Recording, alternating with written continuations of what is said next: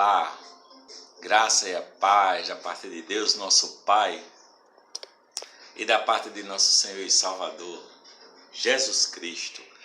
Vamos entrar no túnel do tempo, no Evangelho de Mateus, capítulo 15. Vem comigo passear, conhecer as andanças de Jesus de Nazaré e participar mentalmente nessa viagem no túnel do tempo. E hoje nós vamos do Evangelho de Mateus, do capítulo 15 ao capítulo 17. E diz assim: Então chegaram a Jesus uns fariseus e escribas vindos de Jerusalém e lhe perguntaram: Por que transgridem os teus discípulos a tradição dos anciãos, pois não lavam as mãos quando comem? Ele, porém, respondendo, disse-lhes: E vós, por que transgredis o mandamento de Deus por causa da vossa tradição? Porque Deus ordenou: honra teu pai e a tua mãe, e quem maldisser a seu pai ou a sua mãe certamente morrerá. Mas vós dizeis: qualquer que dizer a seu pai ou a sua mãe: o que poderias aproveitar de minha oferta ao Senhor? Esse de modo algum terá de honrar a seu pai. E assim, por causa da vossa tradição, invalidaste a palavra de Deus, hipócritas. Bem profetizou Isaías a vosso respeito, dizendo: Este povo honra-me com os lábios, o seu coração, porém, está longe de mim. Mas em vão me adoram, ensinando doutrinas que são preceitos de homens. E chamando a si a multidão, disse-lhes, chamou a multidão: venham, se acheguem. Disse: ouvi e entendei, não é o que entra pela boca que contamina o homem, mas o que sai da boca, isso é o que contamina.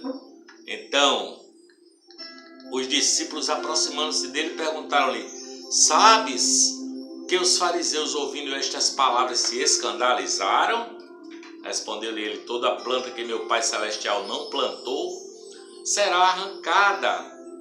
Deixai-os. São guias cegos, ora se um cego guiar outro cego, ambos cairão no barranco.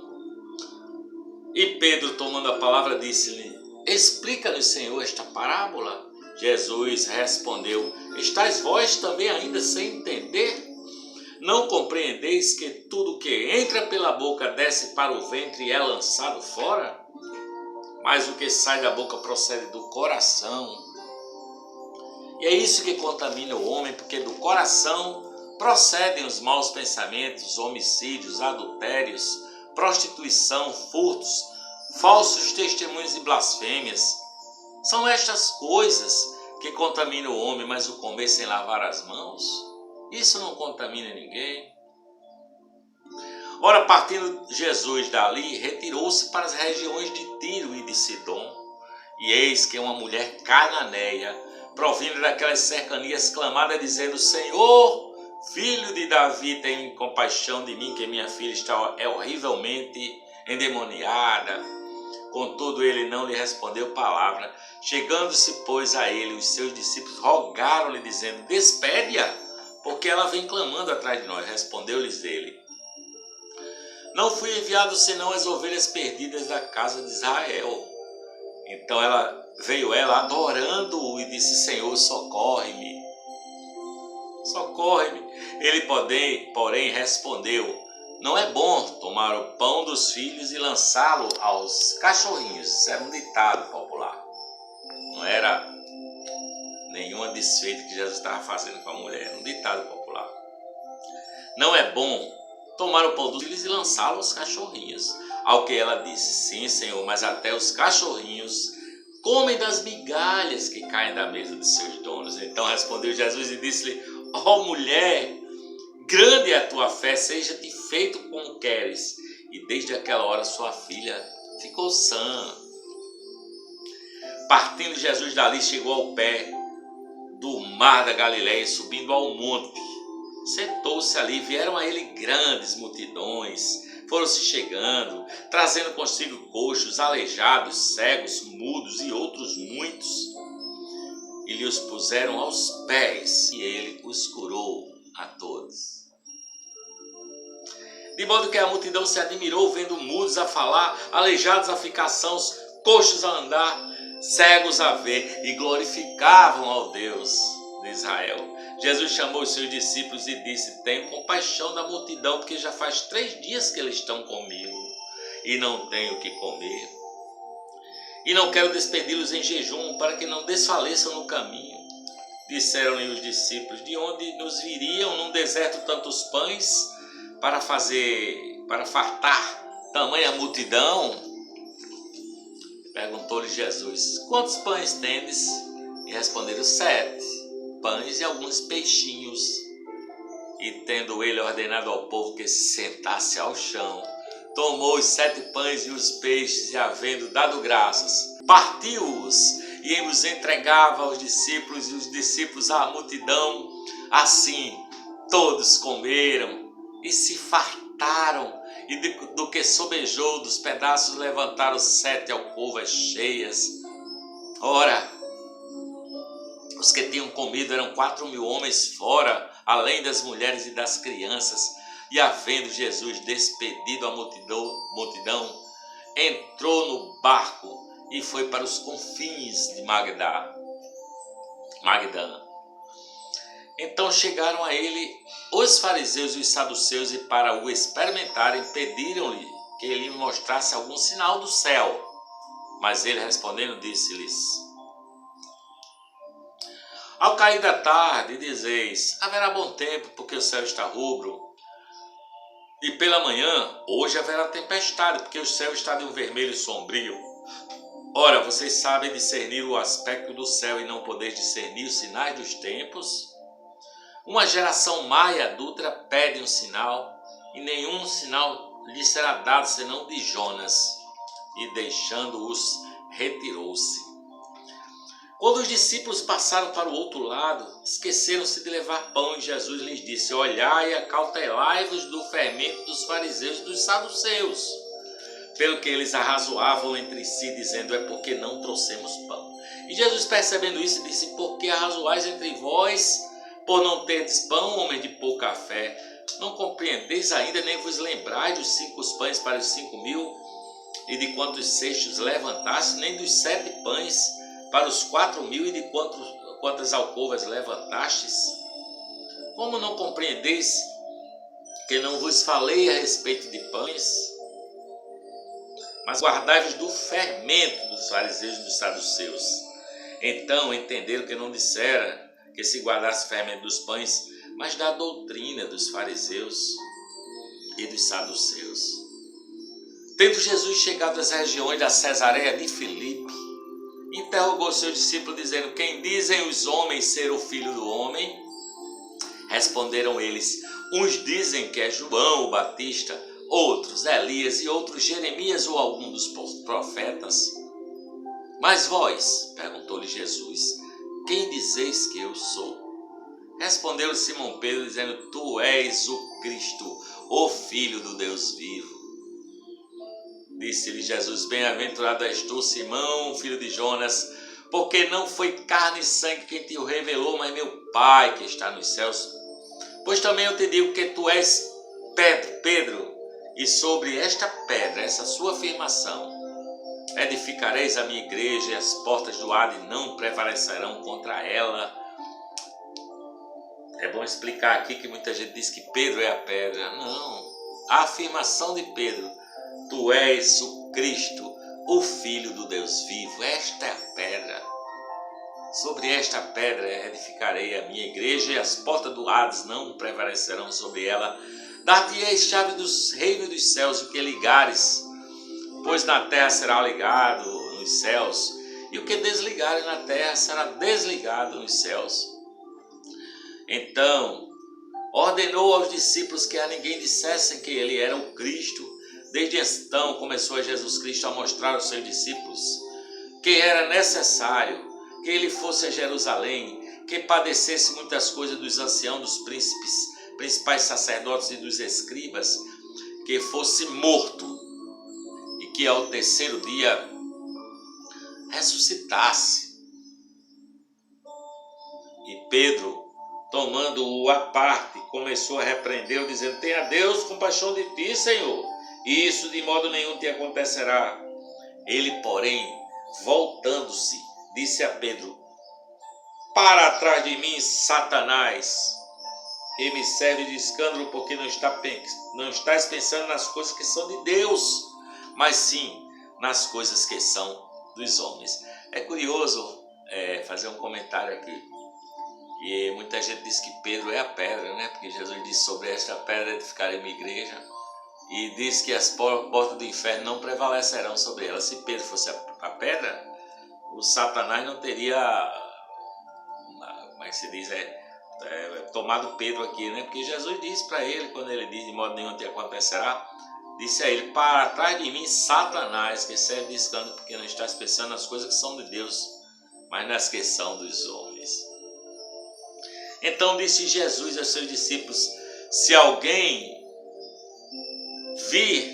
quer vir após mim, negue-se a si mesmo, tome a sua cruz e siga-me, pois quem quiser salvar a sua vida, perdê-la-á, mas quem perder a sua vida por amor de mim, achá-la-á.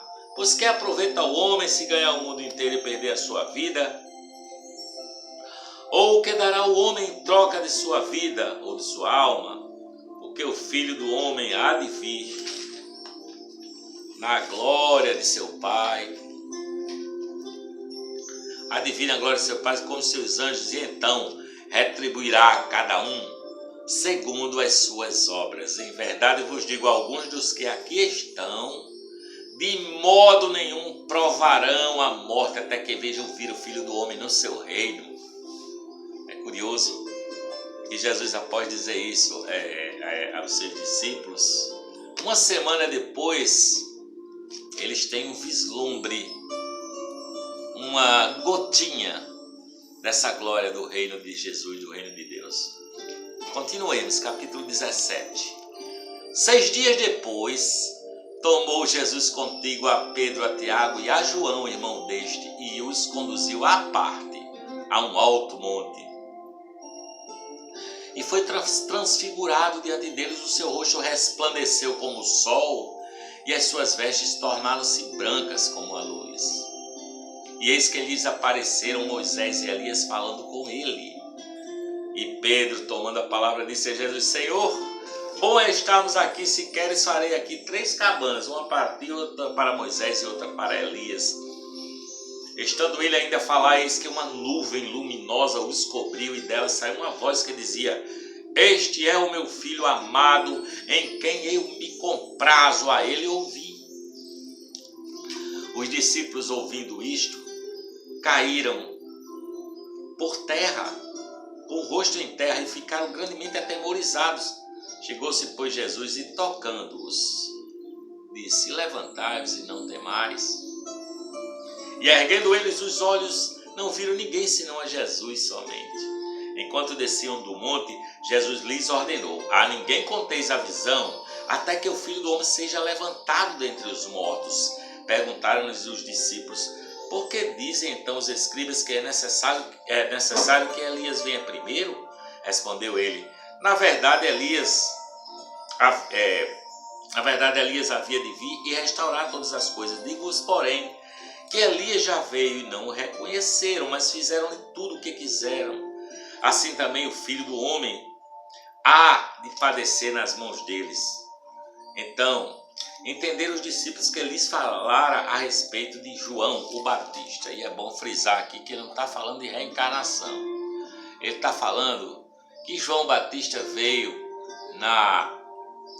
no poder, na administração, no espírito do profeta Elias, não como uma reencarnação, né? Até porque quando alguém perguntou a João Batista: tu és o Elias? Ele disse: não, eu não o sou. Ele não era de mentir.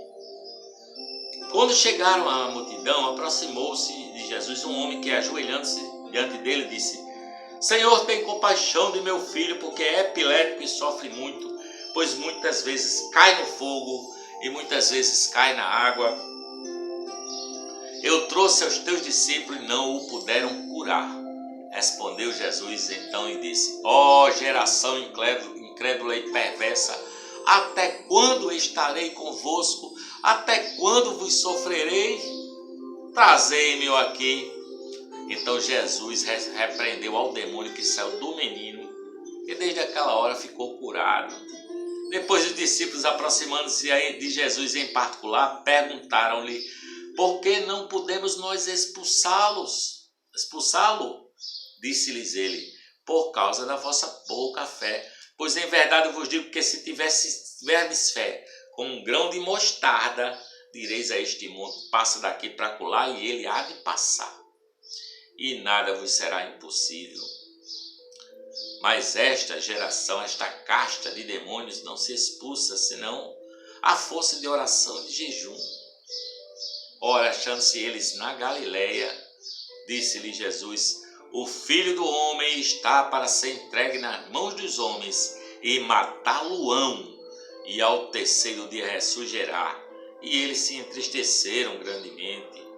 Tendo eles chegado a Cafarnaum, aproximaram-se de Pedro os que cobravam os didracmas e lhes perguntaram: vosso mestre não paga as didracmas? Disse ele: sim. Ao entrar Pedro em casa, Jesus se lhe antecipou, perguntando: que te parece, Simão? De quem cobram os reis da terra imposto ou tributo? Dos seus filhos ou dos alheios? Quando ele respondeu: dos alheios, disse-lhe Jesus: logo são isentos os filhos. Mas, para que não os escandalizemos, vai ao mar, lança o anzol e tira o primeiro peixe que subir, e abrindo-lhe a boca, encontrarás um estáter. Toma-o e dá-lhe por mim e por ti. Esse é o túnel do tempo, passeando com Jesus de Nazaré, com seus discípulos. Continue conosco, dê os seus likes, dê os seus joinhas, se inscreva se você não é inscrito, se você chegou aqui agora, e vamos ampliar esse planeta, perfumando o mundo com o bom perfume de Jesus Cristo. E eu daqui digo amém. Beijo no seu coração, que a paz de Deus fique contigo.